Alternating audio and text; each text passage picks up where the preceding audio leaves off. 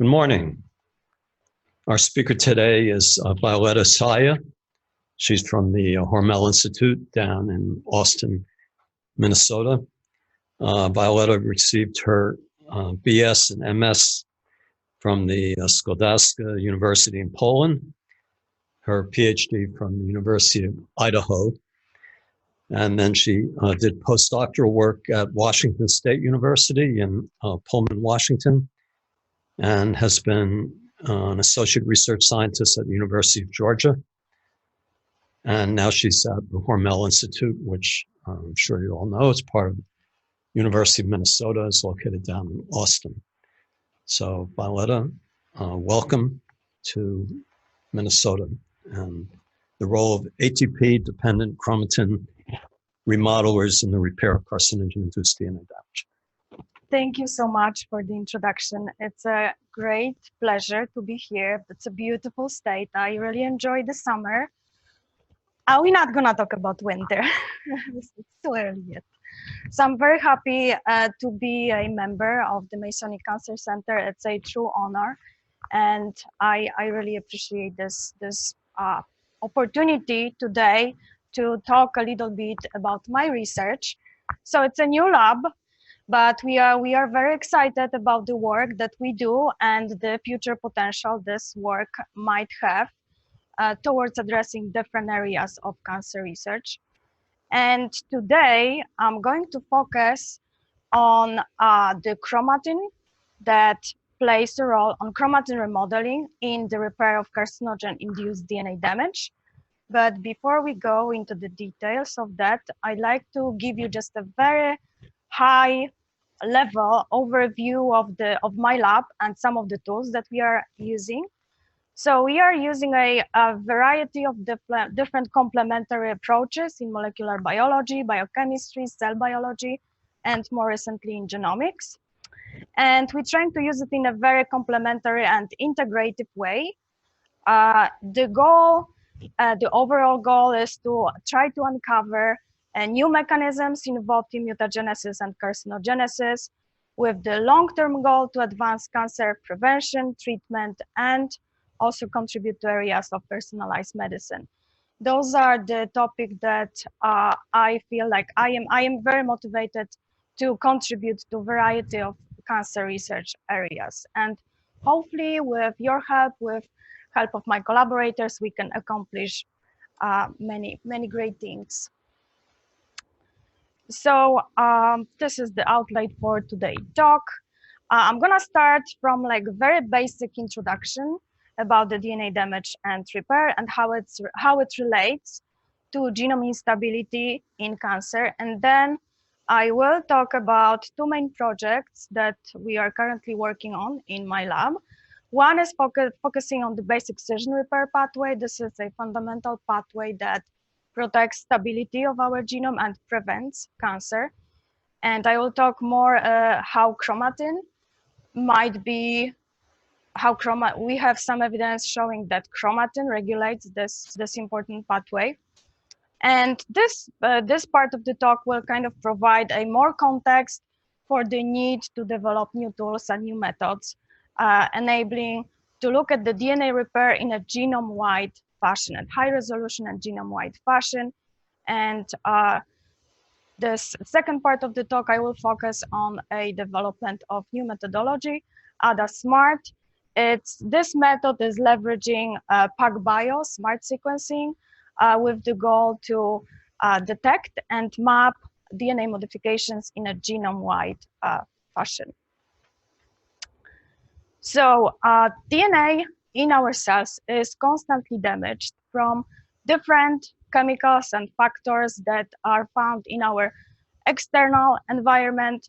UV light, food, air pollution, and chemotherapy are potent sources of variety of different chemicals, but also our intracellular processes. Metabolism is the source of reactive oxygen species, inflammation, also replication errors, and events of transposition in the mobile genetic elements. When they move, they can cause DNA damage. So all of those can contribute, can directly alter DNA structure, and they can induce variety of different DNA lesions. But in normal cells, we have very robust and tightly regulated DNA repair systems that can repair this damage very fast and efficiently, and they support normal cell structure and function. But there are events and situations where DNA repair processes are not working efficiently, or there might be in some way dysregulated. And in the presence of DNA damage, the damage is not removed and repaired fast and efficiently. And this can have a different consequences. So if the damage is very abundant and the cell cannot repair it, one of the possible scenario is that cell will undergo apoptosis. If the DNA repair systems are deficient, they can the cell can still replicate through the DNA damage, but this can lead to formation of mutations, and also in a larger scale, chromosome rearrangements and overall altered genomic and epigenetic stability.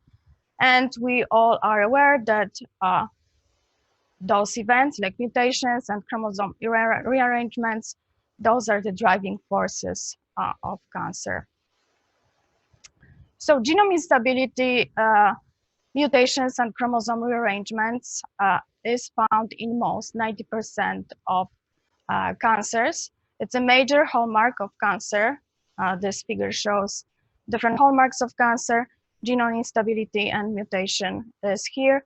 This is the area of very active investigation, and many different groups are working trying to understand more about those processes and how we can target some of the events.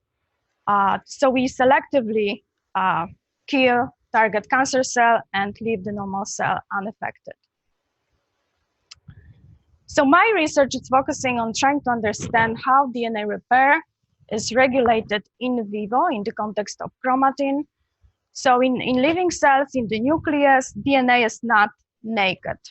It's tightly packaged with proteins into the structure that is called chromatin. And when we take a electron micrograph of the cell, like shown here, we can distinguish two different fractions. So the higher density fraction is heterochromatin, which is transcriptionally silenced chromatin. It's inactive and it's really tightly compacted. So DNA accessibility in this fraction is very limited. And this fraction is euchromatin, is more open, more accessible, and transcriptionally active chromatin. When we zoom in, so this is the bits on the string fraction of the chromatin, it's more like open conformation. But the DNA here is wrapped around the histone octamer core particles, like shown here.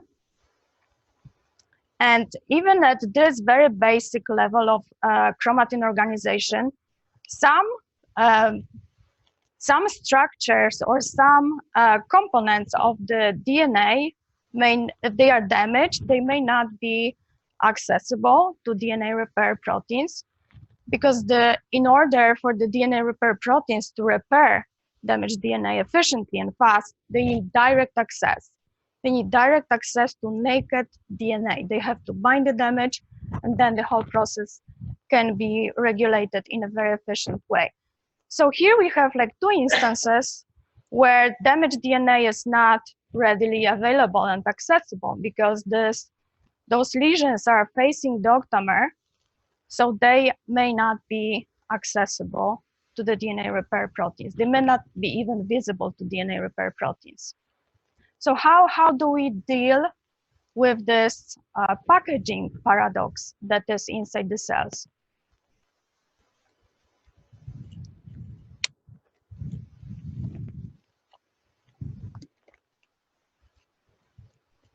So my lab has been focused on ATP-dependent chromatin remodeling. That's a main mechanism that regulates accessibility of DNA in the context of chromatin. And this figure illustrates the idea. So here we have a stretch of chromatin, we have a couple of nucleosomes. And here in this red, we have, let's say, this is a damaged DNA. And in this conformation is not accessible to DNA repair proteins that need to come here and bind directly to this DNA. And the idea of ATP-dependent chromatin remodeling is based on the presence of chromatin remodelers, as shown here in this green disk. So those are multi-protein, multi-subunit complexes that can be recruited to specific places in chromatin, and they can use ATP energy to perform different types of chromatin remodeling, such as nucleosome repositioning, nucleosome ejection, or DNA unwrapping. So all of those processes, now they can specifically make this red damaged DNA accessible in a very regulated manner. So now I wanted to move on and talk about one of the projects in my lab, focusing on the chromatin-based regulation of the DNA alkylation damage. So DNA alkylating agents are very potent inducers of DNA damage. They are found in food. Air pollution is another source, byproducts of cellular metabolism, and also a category of chemotherapy drugs, alkylating agents. That's a big in chemotherapy. So alkylating exposure of cells to alkylating agents induces formation of alkyl DNA adducts or alkyl DNA lesions, and they are highly cytotoxic, mutagenic, or precarcinogenic lesions, and cell has to repair them fast and efficiently in order to avoid all of those negative effects. And in my lab, I'm focusing on the alkylation type that is DNA methylation. So here we can see a formation of methyl DNA adducts. And in my lab, we are using a classic alkylating agent, methyl metanosulfonate. So exposing the cells to methyl metanosulfonate will lead to formation of those alkyl DNA lesions. Very, very common is 7-methylguanine. So the nitrogen in position 7 has a covalently attached methyl group. Here, this is one of the adducts, 7-methylguanine. We have also 3-methyladenine. O6-methyl-G is very common, very stable, very mutagenic lesion. So those three are commonly induced by exposure of cells to different alkylating agents, environmental chemotherapy drugs, and in the lab we are using methyl metanosulfonate as a model. So the fundamental pathway that repairs alkylating DNA damage is the basic excision repair pathway. And this pathway is a very important, it's essential for life. So life would not be possible without this pathway because it repairs not only the extracellular, the damage that is caused by exposure to extracellular agents, but also takes care of a lot of the DNA damage that happens inside the cells. So it repairs both types. It's highly conserved from bacteria to human. It protects stability of both nuclear and mitochondrial genomes. And it's involved in repair of DNA oxidation, alkylation, single-strand breaks, abasic sites. And this function is linked with cancer, aging, neurodegeneration. And especially in the recent years, this pathway has been extensively studied, and it emerged as a target in modern cancer therapy. Synthetic lethality with PARP inhibitors is the example of targeting this particular pathway. So now I wanted to focus more on this pathway and how it's important, why it's important to understand how this pathway works in the context of chromatin. So here we have a figure showing how the pathway works on the naked DNA. So it's very simple. It has 4 main steps. And here on top of it, we have a 3-methyl adenine that is a alkyl DNA adduct induced by exposure, let's say, to MMS. And in the first step, we have recruitment of the specific group of enzyme called glycosylases. So here we have AG, that's human alkyl adenine glycosylase. It's recruited here, and it cleaves the glycosidic bond between the modified base and the backbone. And it helps release the modified base. And it produces this gap in DNA. It's called a basic site. And this a basic site now is the substrate for the next enzyme, the endonuclease, which comes here to this place and cuts 5' upstream of the basic site, and it produces a single strand break.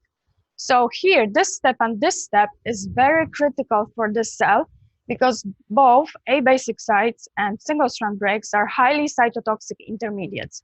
And the cell have to remove them very fast and efficiently in order to preserve stability of the genome and in order to survive. So I'm going to mostly focus on those two critical steps in the pathway. The next step is recruitment of beta polymerase that adds a nucleotide here that fills the gap, and then ligase seals the nick. So the basic excision repair pathway needs to be tightly regulated, and we don't fully understand how this pathway is regulated in vivo, in cells in the context of chromatin. And this is especially important because when there's a accumulation, when this pathway is not regulated properly, it's out of balance, this can lead to accumulation of those cytotoxic intermediates, and they are very little when cell is actively proliferating, so those intermediates can block the progression of replication forks, and they can lead to collapse of the replication fork, formation of double-strand breaks, and then the cell would rely on a complementary homologous recombination or double-strand break repair pathways in order to survive. So the balance in this pathway is critical, but currently we do not understand a lot about how this pathway is regulated in the context of chromatin and how the balance in this pathway is maintained in the context of chromatin. So the balance of this pathway is altered in many different cancers. So this figure is a really nice summary. A lot of different proteins in the pathway are dysregulated. For example, ATP-1 endonuclease is highly overexpressed in many different cancers. Or the same with PARP, protein is highly expressed in many different cancers. Therefore, those proteins offer a new targets in design of new inhibitors that would specifically target the basic excision repair pathway. And right now, we have a drug on the market in the clinic that is currently being used to treat BRCA mutated advanced ovarian cancer, and it's targeting the PARP overexpression here, and it's showing some promising results.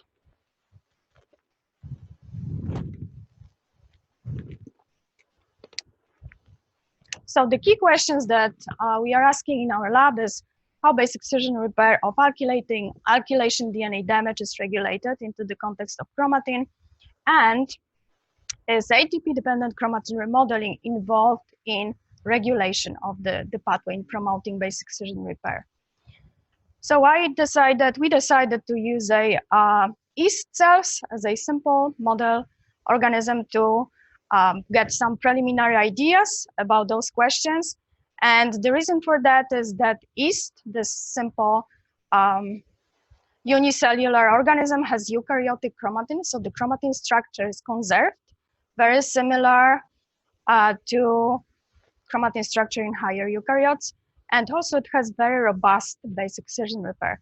So those two processes are highly conserved. So it's valid to use a budding yeast, simple yeast as a model to ask those fundamental questions. So we've got a mutant of the yeast risk gene. So RISC is Remodelers Structure of Chromatin. So this is the ATP-dependent Chromatin Remodeler with the STH1.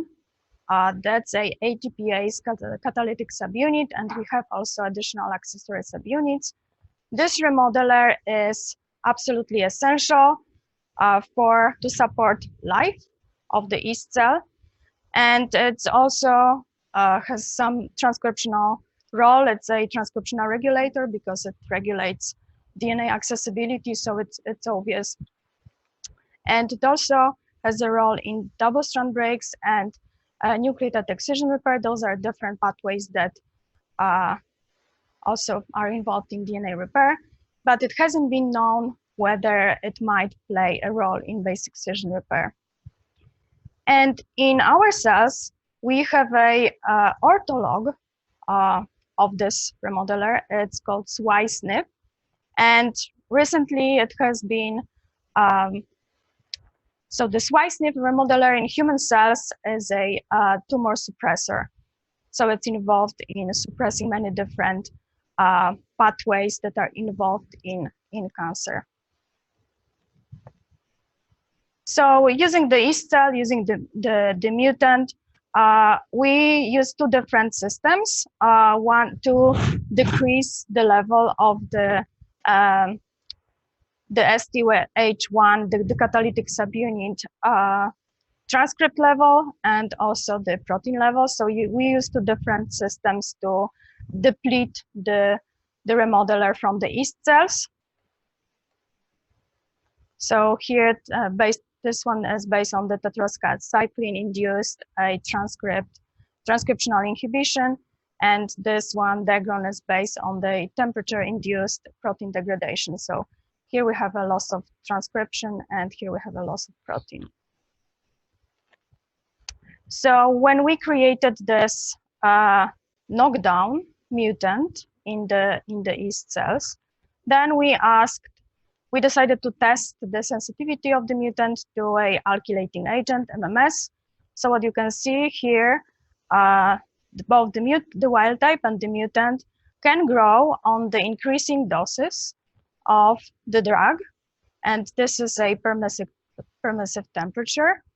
When we shift to a restrictive temperature, the protein is degraded in the mutant, but it's not affected in the wild type. So when we grow those two strains on the increasing doses of MMS, this leads to a increased sensitivity in the mutant as compared to wild type. So next, we decided to look how the mutant cells are able to repair the alkyl DNA lesions that are induced by MMS. And we developed this base excision repair assay to assess a global genomic capacity of base excision repair pathway. We also adapted this assay to human cells. So the idea here is exposure of cells to alkylating agent, MMS, and then purification of the total genomic DNA. And then the damaged bases are converted to single-strand breaks with the AG and APE1 enzymes, the exact same enzymes that are in the base excision repair pathway. So we are using the purified base excision repair pathway enzymes to convert methylated bases to single-strand breaks. And then we use a simple agarose gel to resolve the single-strand breaks. It's an alkaline agarose gel to resolve single-strand breaks on the gel. And damaged DNA migrates as a smear. So this is the data. This is the wild type and the mutant. And here we are looking at the DNA damage and repair time course, showing in the control, we have a intact genomic DNA that was not exposed to MMS. 0 time point, the DNA was exposed to MMS for a short period of time.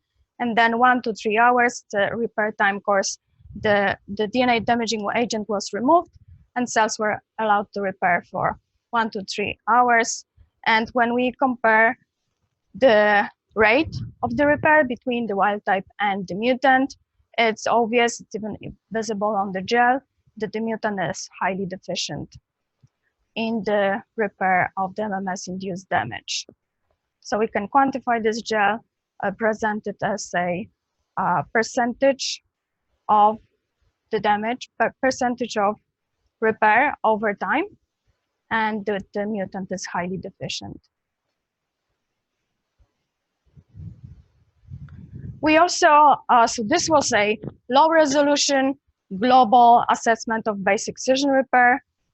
We also wanted to look, we had a very good tool, very tedious and time consuming based on the old-fashioned sequencing gel, but we could look at the repair at specific loci. So we decided to look at the GAL1 because we knew the chromatin structure of this locus in the yeast cells.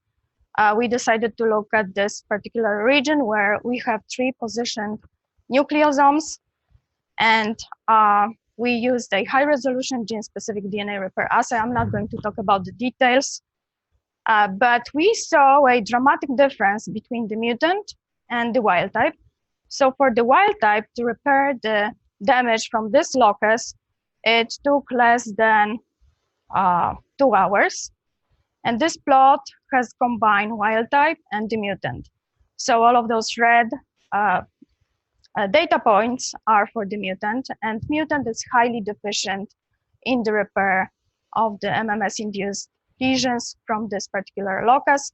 And when you look carefully how this correlates with the chromatin structure of this locus, you can almost see the pattern that for the wild type, those lesions that would correspond to the linker region, the place where there's a naked DNA between the nucleosomes, those lesions would be repaired faster. Like here, we have a dip, here, dip, and here, dip. So, you know, it's almost like there was an emerging pattern, very regular pattern. The lesions that are in the linker region are repaired faster. The lesions corresponding with the nucleosome core particle, slower. And we couldn't really clearly see that for the mutant. So it looked like the lesions were like sticking there and were not really efficiently removed from this region. So moving from the yeast to human, I really wanted to see, okay, so we have this promising observations using the yeast cells, but what about human cells?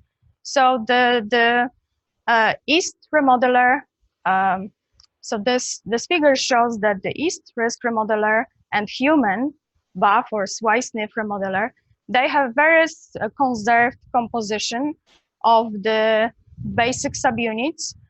So this is the catalytic subunit. In human, we have 2 different catalytic subunits. But many other subunits appear to be conserved structurally and functionally. So it was a valid move to look at the human cells. And importantly, human SWI/SNF is emerged in recent years as a tumor suppressor. It's mutated in 20% of human cancer. This figure shows different subunits here.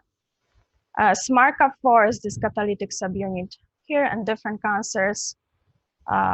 So SMARCA, this is the number of mutations that have been detected.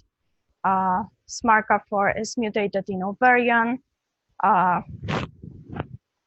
Melanoma. Melanoma has really high number of mutations in this remodeler, and many other. Another key subunit is ARIDA 1A.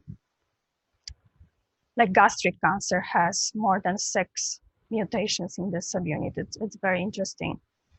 So I decided to use a cancer cell lines as a model to test the possibility that the SWI/SNF remodeler can regulate human base excision repair. I used a SW13 cell line that is a human adrenal carcinoma cell line, and it has mutation in the catalytic subunit, so it does not express catalytic subunits, so pretty much there is no remodeler function in the cell line. And we complemented the cell line by delivering the subunit on the vector. When you look at the morphology, that completely changes the morphology of the cells. Actually, I should clarify. So we did not do that. Another lab did that, but we got the cell lines from their lab. And we look at the sensitivity to MMS. We look at how those cells, how they are able to repair the MMS-induced DNA damage in a global genomic base excision repair assay. And then we also look at the levels of single-strand breaks. So one of the first data that was very encouraging to us and kind of consistent with what we've seen in yeast cells was that the deficient cells, the cells that didn't have remodeler, appear to be more sensitive to alkylating agent.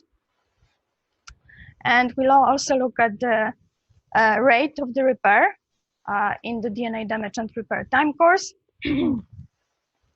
And we saw some interesting results that were not quite consistent with what we've seen in the yeast cells, but this is something that we are currently trying to figure out. So it looked like the deficient cell were repairing faster at the beginning, but later on, there was the base excision repair pathway was like completely aborted, and the cell would die like really rapidly, dramatically. And we also look at the accumulation of single strand breaks. So as I said, those are key, very important intermediates in the base excision repair pathway. And with this assay, we look at the abundance of or accumulation of single strand breaks. And we saw that deficient cells, they accumulate more single strand breaks than, I think the labeling here is not wrong, not correct. I think it's the opposite. So the data showed us that the deficient cells would accumulate more single strand breaks. So just to conclude this part, so we found that ATP-dependent remodelers appear to be involved in regulation of the base excision repair pathway for the repair of alkylation DNA damage. And it looks like this is conserved when we are going from the yeast to human. But we need many more studies to really elucidate and to investigate the mechanism, how this happens and what's going on, and how we can then take advantage of this hopefully in coming up with perhaps improved therapy of the SWI/SNF deficient cancers in human. So now I want to move on to a second part of the talk. I wanted to talk, this is a very exciting project in my lab. It's development of new tool that would enable us to understand much more about the DNA repair process in vivo in a genome-wide scale. So this project is in collaboration with many different places, with Gangfang at School of Medicine at Mount Sinai, with Travis Glenn at University of Georgia, and also Pacific Biosciences is providing us a technical support for this project. So the idea is to leverage smart sequencing, single molecule real-time sequencing, to directly detect and map DNA modifications in the DNA sample. So this is different from Illumina sequencing, and the platform and the chemistry of this approach is different. So here we are trying to develop this technology to detect different alkyl DNA adducts. And this is just to remind, we are looking at those three types of DNA adducts: 7-methyl-G, 3-methyl-adenine, or 6-methyl-guanine. And like I said, those can be induced by environmental carcinogens or chemotherapy drugs. and if they are not repaired, they can induce G2A transitions that are commonly found in oncogenes and tumor suppressor genes. And those structures are the structures of the chemotherapy drugs, dacarbazine, procarbazine, temozolomide, streptozotocin, that are currently used in the clinic, and all of those drugs can induce the same spectrum of the adducts.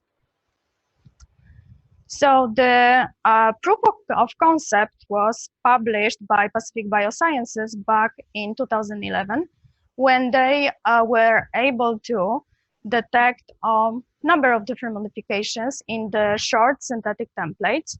So they would generate a short synthetic templates with a specific modifications that are placed, chemically placed in specific positions. And then they would subject this to a smart sequencing.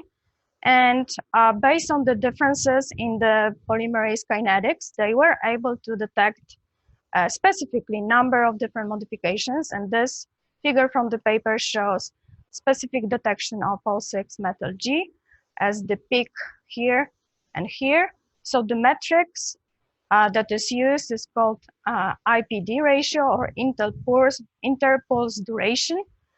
So for the polymerase to go over this modified base, it would take more time. So it would be a time. So it works like a bump, like a speed bump. So you are going and there's a speed bump, and for the polymerase to incorporate the nucleotide across the modified base, it needs more time. And the time difference, the kinetics, is recorded by the instrument. So in our approach, right now those are the early stages of the method development, and we are optimizing a library preparation and also the treatment. So this is the general outline of the approach. So we are trying to use yeast cells because the genome is small. So it's better to work with the small genome because it's easier for the bioinformatics, and there are many other reasons. So we are exposing the yeast cells to a alkylating agents. It could be MMS or clinically used temozolomide. We also isolate genomic DNA, create a smart sequencing library, subject this to a smart sequencing. So this is how the raw data looks like. So we have like peaks, and the raw data is analyzed. So the kinetic data is extracted from the raw data, and then we can map the positions of the specific modifications. So this is the overview of the pilot experiment that we did 2 years ago. And so we generated a 1 kb PCR amplicon DNA. We split this into the control sample, and another sample was treated with MMS. We created a smart sequencing library, subject the sample to the smart sequencing. And that time, smart sequencing was performed at University of Florida, and also University of Florida bioinformatics core helped with the data analysis. Based on preliminary data analysis, we were able to distinguish a specific kinetic signatures associated with 7-methyl G and 3-methyl adenine. And this is a screenshot showing a potential detection of 7-methyl G hotspot in the sample. So it was quite interesting and quite encouraging. Right now we are working with Mount Sinai and UGA on optimizing the workflows, and importantly on developing a new algorithms for very accurate and reproducible analysis of the PacBio data in order to detect those modifications in a reproducible and highly efficient way. So we think that with this approach, this could really enable and open many doors, and it would help us understand how DNA repair works, because so far we can really accurately determine the level of the DNA damage in the sample, let's say, or in the specific tissue, but we don't understand where this damage is located in the genome. So this could be really good in trying to understand what are the genomic and epigenomic factors that shape the distribution and repair of those lesions in a genome-wide fashion, in order to hopefully identify some patterns and hotspots, and better understand how genomic and epigenomic landscape of the cell influences the adduct formation and repair. And also this would be important in trying to better understand our inter-individual differences in cancer predisposition and response to chemotherapy. Right on time. So I'd like to acknowledge a lot of colleagues at UGA. This is my group that greatly contributed to, especially to the last project that I was talking about. Gang Fang, we have ongoing collaboration with his group. He's actually the expert in using smart sequencing to detect DNA modifications. He's done a lot of work trying to identify, map the DNA modifications in the bacteria genomes. Right now, the challenge is to scale it up and go to the eukaryotic genome. And I also would like to acknowledge Hormel Research Institute as my new home. I'm very, very happy to be there. It's a great place. Hormel Foundation that provides support. And I'm very happy to be part of the Masonic Cancer Center. With this, I would like to also mention that currently we have open postdoctoral positions in the lab. So anyone interested, please contact me. And thank you so much for your attention, and happy to discuss or answer any question.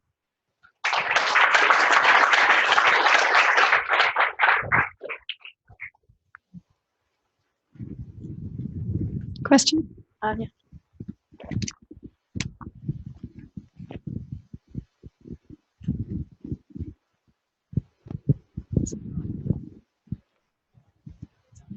Okay, thank you. That was very nice.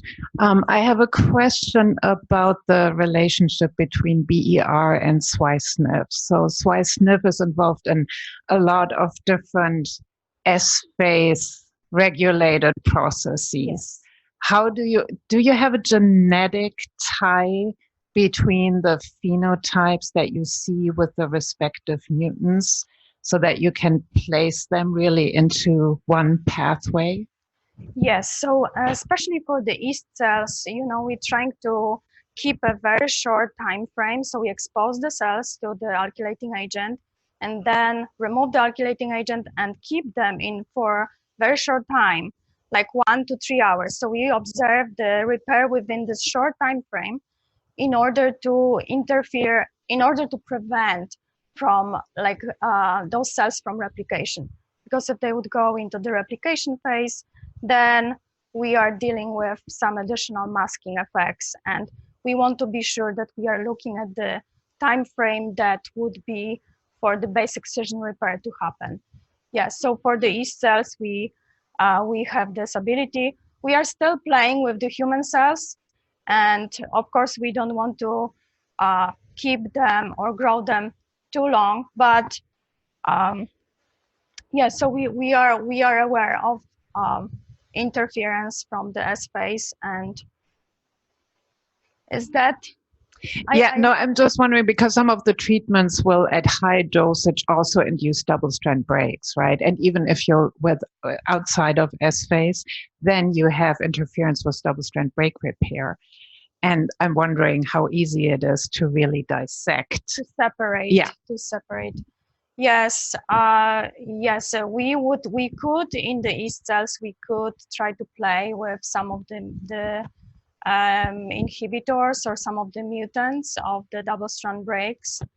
to repair, but our main approach is to just keep it short. Keep it short and look at the very short window of time for the yeast cells. For the human, yeah, we still have to optimize that and think more. But that's very true. And you know, like for the double strand breaks repair, for like formation of double strand breaks, we know that SWI/SNP remodeler is involved directly in regulating this pathway. But for base excision repair, it's a little different process because MMS does not directly induce double strand breaks. So it has to go through this a basic site formation, then single strand break, and then if there are problems, so if the base excision repair pathway is not going smoothly and efficiently, you can have accumulation of those intermediates. And then when the replication fork comes, this can lead to a collapse and formation of double strand breaks, but those double strand breaks would be derived from the alkylation DNA damage. I know that's a really good question, and we are, yeah, this is one of the caveats.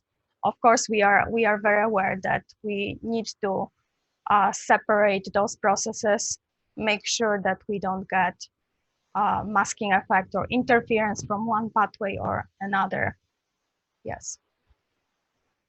Yes, very nice talk. So I had two questions. The first one about your results in the presence of chromatin remodeler and when you don't have chromatin remodeler. So you showed that when you have chromatin remodeler, repairs faster in the linker region and is slower where you have the type. But when you didn't have it, it seemed like there was faster. It just seemed. Oh, let me go back to this. Because I would expect you would, if you have Yes. remodeler, it should enable repair anywhere, right? Okay, so let me explain this graph. Okay, so the y-axis is the time in hours that is necessary to repair 50% of the damage. So when we focus on the wild type, it takes less than 2.5 hours to repair 50% of the damage in this region. So this is hour, and this is the region. So here, look, the scale is different here because I compiled both the mutant and the wild type. So the wild type is here at the bottom. Here we have 2.5 hours. And here we have everything is above 5 hours. So some of those locations, it would take, and this is extrapolation, it would take over 24 hours to repair them. But how do you explain why is it not slower in the linker? I mean, slower in the where you have the core and faster in the linker when you don't have the chromatin Yes, remodeler? good That's what question. I'm confused. Good question. So we are losing this pattern, right? Yes. And we know that the risk remodeler in yeast cells, it changes the chromatin structure. So we didn't, that time when we did the experiment, we didn't know if it would alter the chromatin structure here, but it might. So it might, to the point that the chromatin in this region might be really highly inaccessible. We don't exactly know the structure that is present in the mutant. Okay. So you might not have the linker on the right, it would be in a different place then. Yeah, you know, like you can see some variation, like maybe if you would look really hard, that some of those places are repaired like slightly faster as compared to some of those. But yeah, I totally agree that we are losing the pattern of a nucleosome and the linker region. We are, and we don't quite understand why it's happening at this point. There is also some new data that a different group is working on. but I should not talk about it too much because it's not published yet. But they also show that in some of the remodelers, they see that even in the linker region, the DNA lesions are not removed. And this is something new that is not published yet. I mean, you could. Yes. Sorry, Gunnar, I had one more question. I just want to mention something to your question. That looks more like these 1, 2, 3, 4, 5 are really sticky and not repaired at all.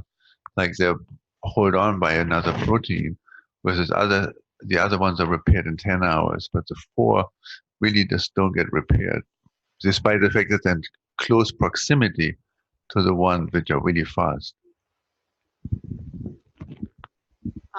So my other question was about the second part of your talk, which I find very fascinating, to map the damage and repair across the genome.